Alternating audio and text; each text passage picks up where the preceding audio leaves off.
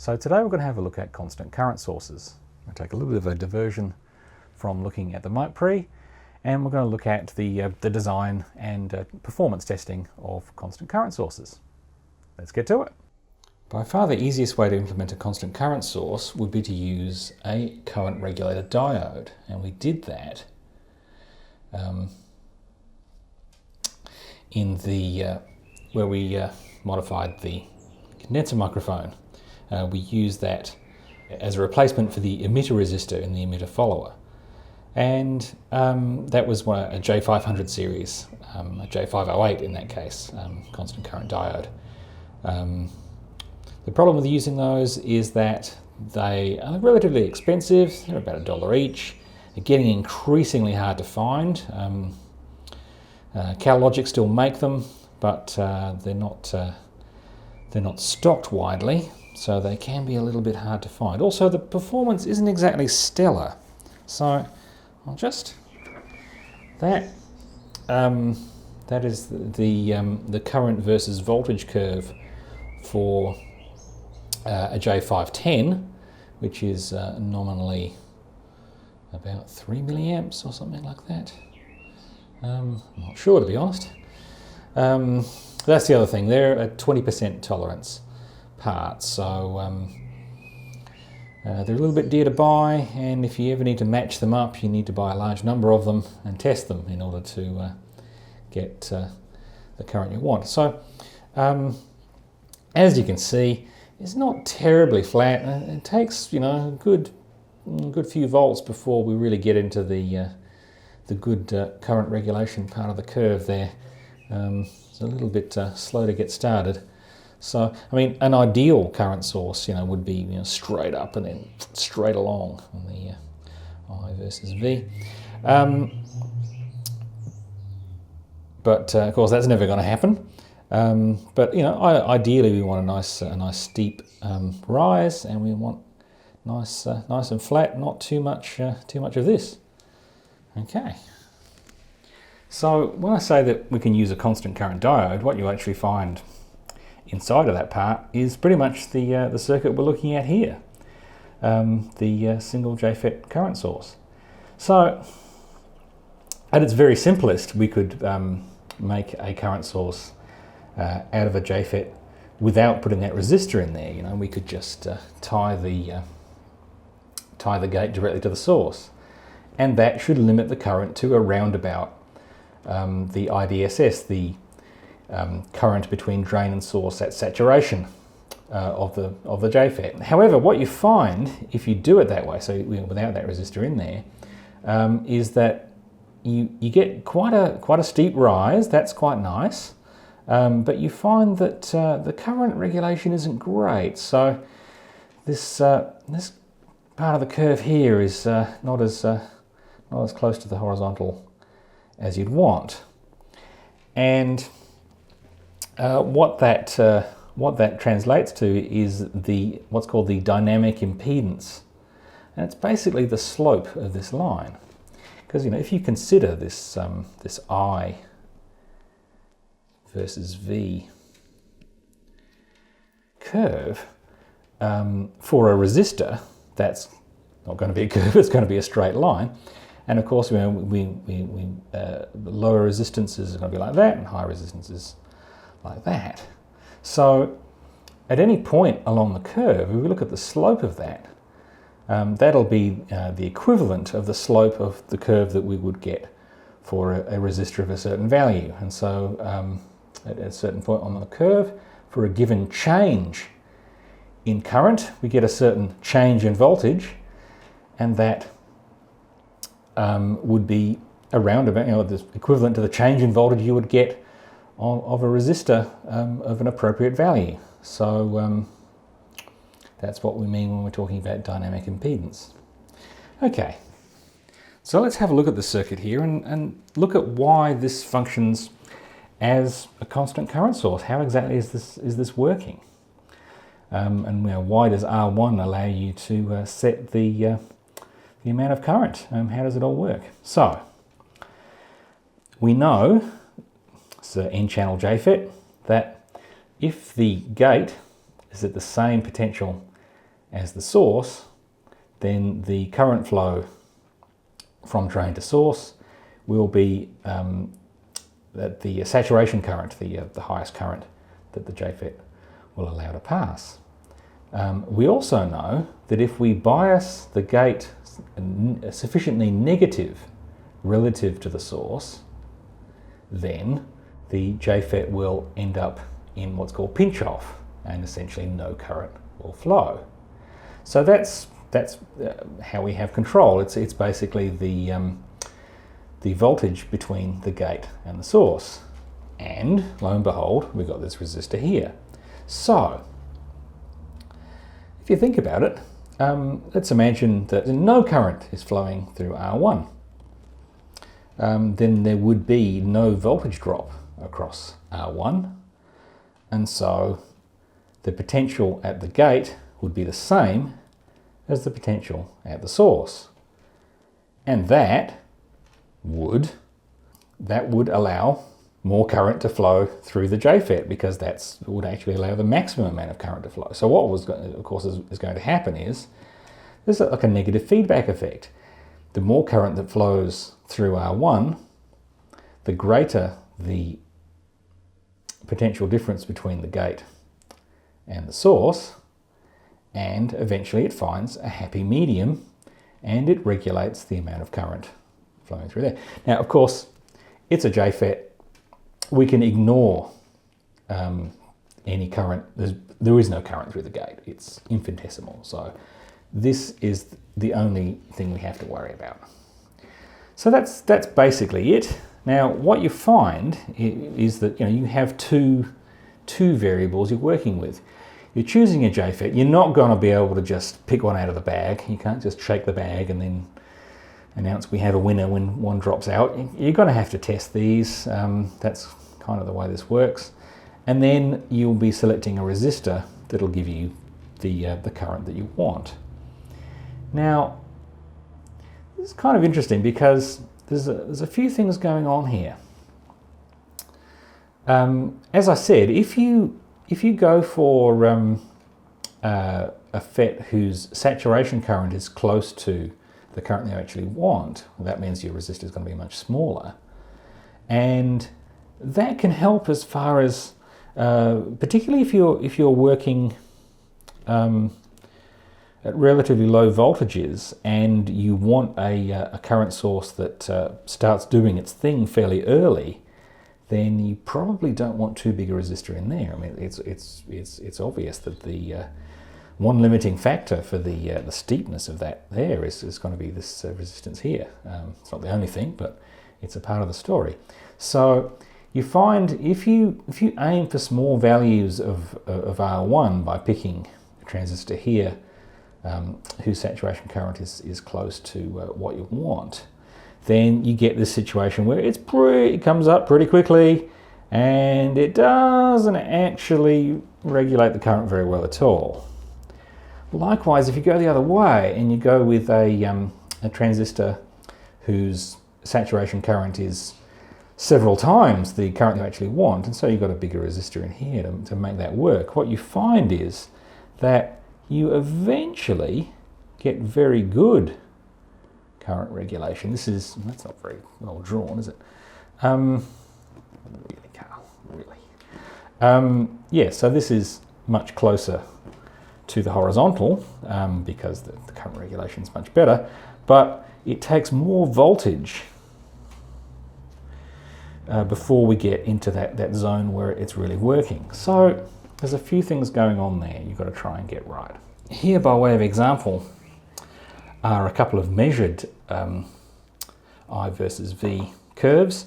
The red trace is for a J510 commercial constant current diode, and the blue trace is for a J113 which was used in combination with a source resistor of 180 ohms, just like that. And as you can see, well, it's admittedly, I haven't actually chosen a resistor that gave me exactly the same regulation current, but it doesn't really matter. I mean, it's close. It's around about 3 odd milliamps. that'll do. But what you can certainly see is that that's a lot closer to the horizontal, or at least it's a bit closer. It definitely works better at low voltages. You can see that the constant current diode, you know, under about 4 odd volts, it's not really very good at all. Whereas you can see, you know, anything more than about a volt, and our little circuit here is it's working fairly well. So that's pretty neat, but we can do better. So here we have a circuit very similar to the one before. Still got our J113 and our 180 ohm resistor, but what we've done, we've put a J112, what's called a Cascade configuration, cascade to cathode. Now, it took me a while to really get my head around what this is doing. Well, perhaps firstly we could just have a little look at the actual performance of that. We've got, we did some measurements, and we do have that. Let me find that for you. There we go. So, and what you can see is that there's a slight trade-off. Takes a little bit more voltage for that to actually start working, but you can see that's now getting very, very close to the horizontal. So in terms of the dynamic impedance is much higher. That's getting very much closer to a horizontal line. Okay, so that shows you what you can do by adding a second JFET in Cascade. But what's going on? Why does this work, and what's going on here? And why did I say to use a J112 here while this is a J113?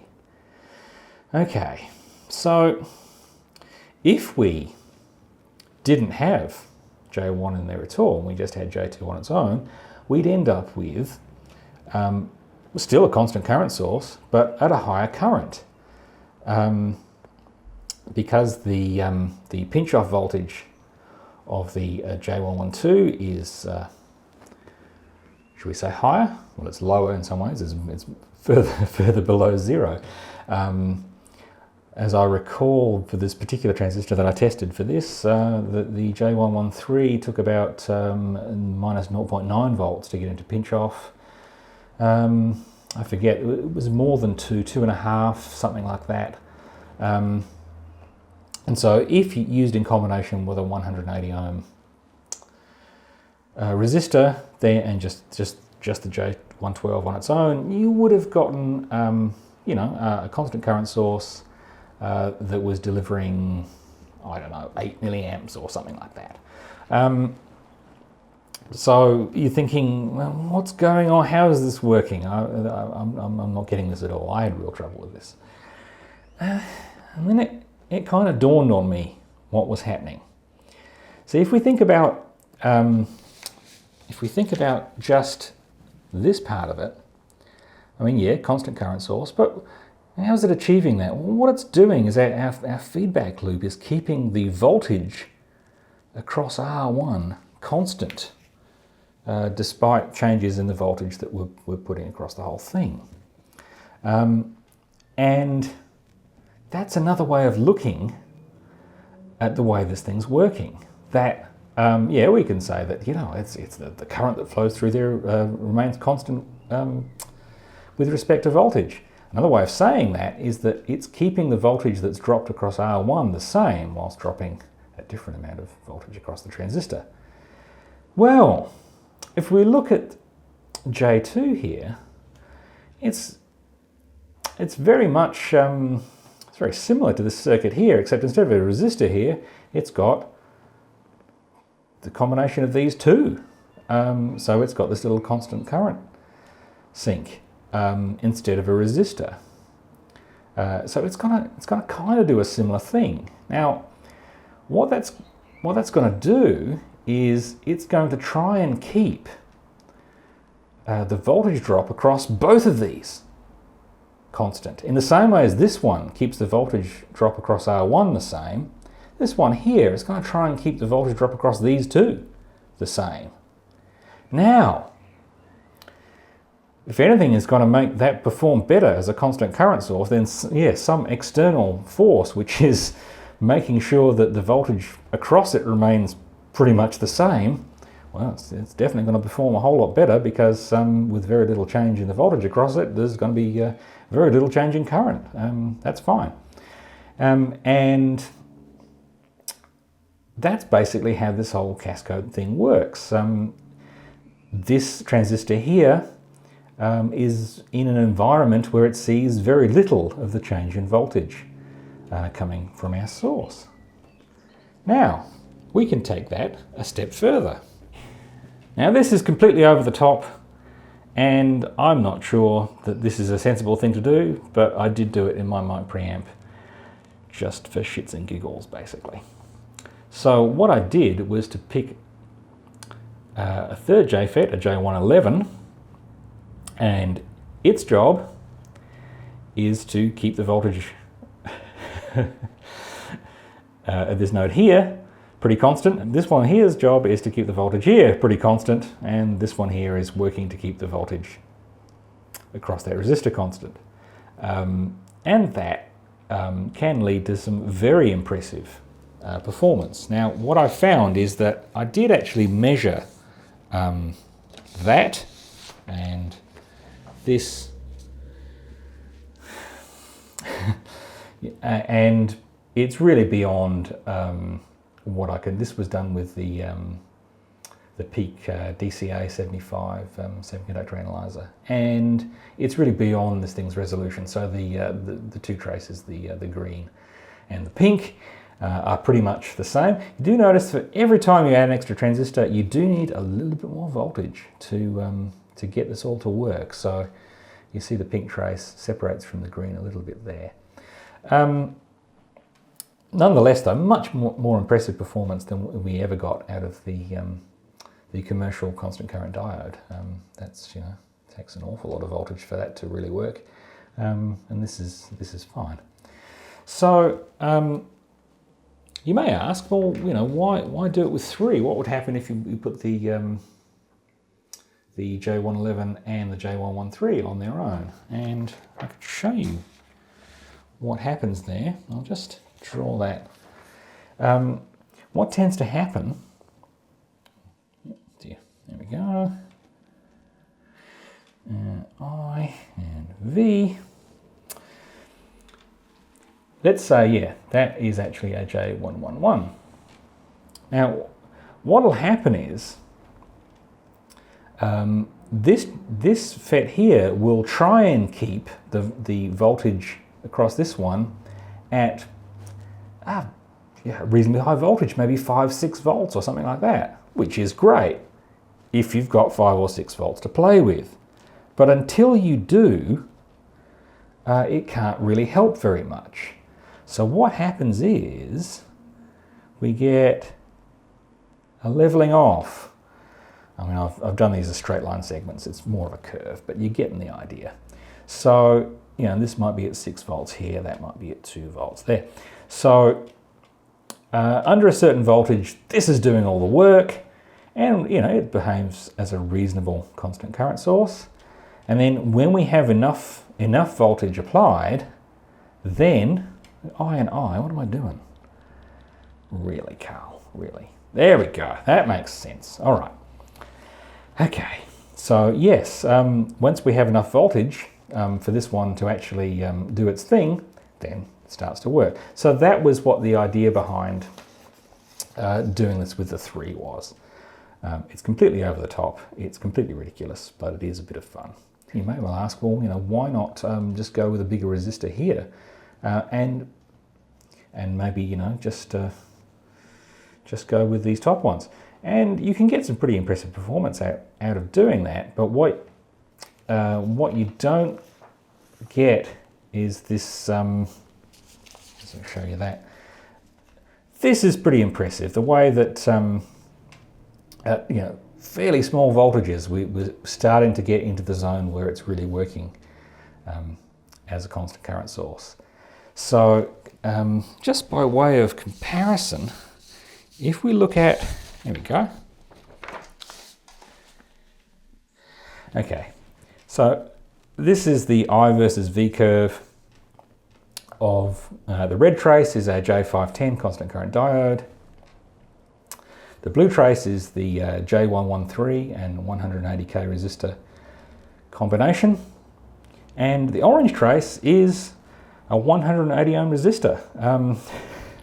Sort of shows what that does. So as you can see, the slope there, it's not as steep as you would get from the resistor itself, because even when it's fully on, obviously this is actually the wrong, that's what we're actually testing. Even when the JFET is fully on, it still contributes some resistance to the whole thing, and so the behavior is not quite as we would get from just the resistor on its own as we come into here. But nonetheless, that's a fairly steep curve and fairly impressive performance. So that gives you some idea of how you can evaluate the performance of these things. So we just built those up on the breadboard and attached the semiconductor analyzer and plotted these curves. And that gives you some idea of how to evaluate the performance. But of course, it's not the whole story, because we typically don't use these things for DC sweeps. It's not really why we're using a constant current source. We really need to look at the AC performance, because we need to be concerned about bandwidth. I mean, it's fine that we get this impressive performance for a gradually sweeping DC voltage, but what happens if it moves quickly? I mean, we are talking about a feedback loop here, and we have capacitance. These are real world devices, and it's not going to respond infinitely quickly. So yeah, we need to do some bandwidth testing and get a sense of the AC performance. So this is our test rig for testing the AC performance of the constant current source. So what I've done, relying on the ability to apply a DC offset to the source output of the analyzer, and what I've basically done, I'm using the source basically to power our constant current sink, and in order to sense the current flowing through it, I've put a 200 ohm resistor in series with it, and these two things here go to input channel number 1, whilst the other two go to the source. And what I've done for this first test is, this is actually the J113, J112, J111 Cascade configuration, but what I've done, I've put in a couple of little jumpers just to short out these two FETs, so that we're just using the J113 on its own. And our test signal is currently 5 volts of DC offset and 1 volt RMS sine wave applied to that, and we're sweeping that from 100 Hertz to 100K. So here's a measurement of the AC performance of our J113 constant current source. This is with a DC offset of 5 volts and a signal level of 1 volt RMS, and we're looking at the AC voltage across a 200 ohm resistor in order to get a measurement of the change in current. And as we can see, the bandwidth is at least impressive. If we turn on the marker, we can see that we're getting around about minus 46.5 dBV there, and if we look at the point where that turns into about minus 43.5, something in the order of 35 odd kilohertz. That's quite impressive from a bandwidth perspective, but the actual performance not so much. That's still, a fair amount of current variation we're measuring there. So what I might do, I'm going to repeat that measurement, but I'm going to change the source settings, and we're going to increase the DC offset to 8 volts. Okay, so here's the measurement of the AC performance of the J113 constant current source, this time with a DC offset of 8 volts, and as you can see, performance is a little better. If anything, the bandwidth looks a little worse, which is interesting. Okay, so what I'm going to do, I'm going to pull the jumper that we've currently got shorting the J112, and we'll repeat the test but with a Cascade. Okay, so there's a plot of the performance of the J113, J112 cascaded current source. Once again, lower values are better. They correspond to less change in current through that 200 ohm sense resistor, which translates into a higher dynamic impedance. As you can see, bandwidth limitations become more apparent. At around about 2 kilohertz, you can see that the dynamic impedance is starting to fall as we're starting to get more and more signal appearing in our sense resistor. Interesting stuff. Still, much more impressive performance at the lower frequencies. Okay, we'll finally go the whole hog and we'll pull the other jumper and we'll try the full J113, J112, J111 cascade current source, and we'll test the AC performance of that. So there's a measurement of the full 3 JFET current source with the J111, J112, J113 transistors. As you can see, the performance is only marginally better than the 2 transistor version. You probably wouldn't normally bother with going the whole hog with all 3 in a practical circuit, unless you're an idiot like me and you feel like going the whole hog. But as you can see, we're looking at a couple of dB less signal coming through down there, and I think the bandwidth might even be just slightly less, as you might expect. Anyway, I hope you enjoyed that little exploration of constant current sources. Thanks for watching.